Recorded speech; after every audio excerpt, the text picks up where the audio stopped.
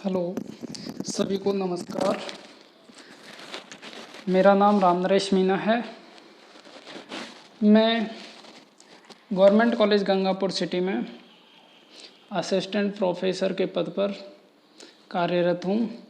आज मैं आपको एक बहुत ही इम्पोर्टेंट क्वेश्चन के बारे में समझाने जा रहा हूँ। समझाने के लिए हम सबसे पहले कुछ एनिमेशन के थ्रू आपको बताने की कोशिश करता हूँ। हम जानते हैं कि किसी भी न्यूक्लियस के अंदर न्यूट्रॉन, प्रोटॉन और बाहरी कक्षाओं में इलेक्ट्रॉन मूव करते रहते हैं।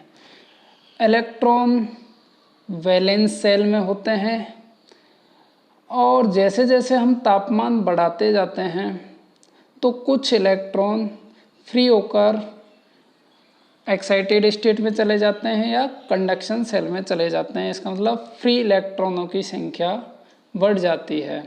जब एक इलेक्ट्रॉन दूसरे इलेक्ट्रॉन या एक एटम दूसरे एटम के पास आता है तो सेल ना होकर बैंड का रूप धारण कर लेते हैं।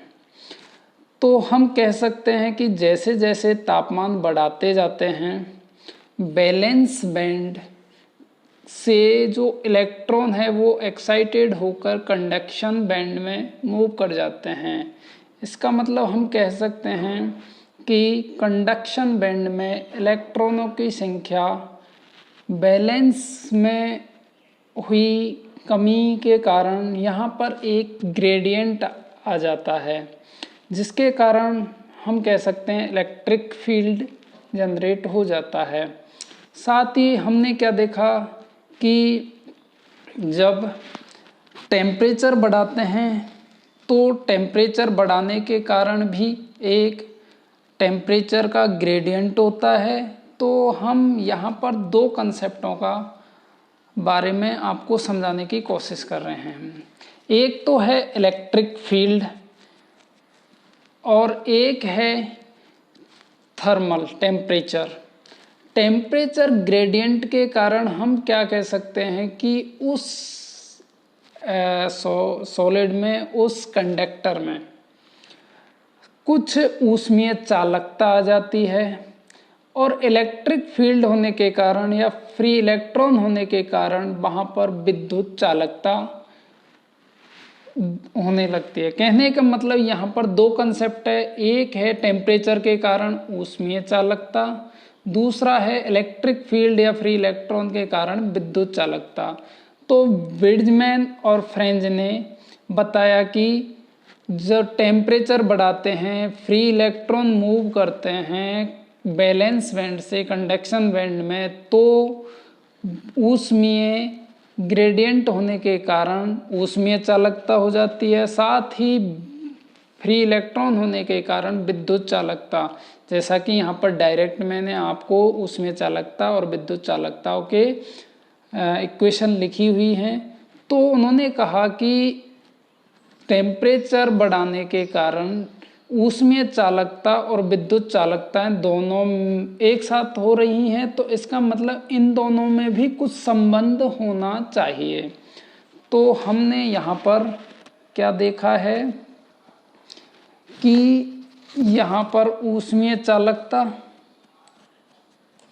और यहाँ पर विद्युत चालकता, जिनके इक्वेशन है ऊष्मीय चालकता K बराबर पाई square by 3 N/K² tau F capital T, विद्युत चालकता सिग्मा बराबर N/Q² tau F। इसका मतलब दोनों चालकताओं के मध्य कोई संबंध होना चाहिए। तो हमने क्या किया, ऊष्मीय चालकता K में विद्युत चालकता सिग्मा का भाग देने पर हमें क्या मिलता है, pi square by 3 N/K² tau F, अब T upon N/Q² tau F से tau F cancel out, N से N कैंसिल आउट, M से M कैंसिल आउट। तो हमें क्या मिल गया, K upon sigma is equal to pi square by 3 K² upon Q² capital T. तो यहाँ पर जो pi square by 3 K square upon Q square constant राशि है, जिसे हम कैपिटल एल से रिप्रेजेंट कर रहे हैं, जिसे हम कहेंगे लॉरेंट संख्या। ठीक है, तो हम क्या पाते हैं कि K upon sigma directly proportional to capital T. तो ऊष्मीय चालकता और विद्युत चालकताओं का अनुपात किसके समानुपाती हो गया? ताप के समानुपाती।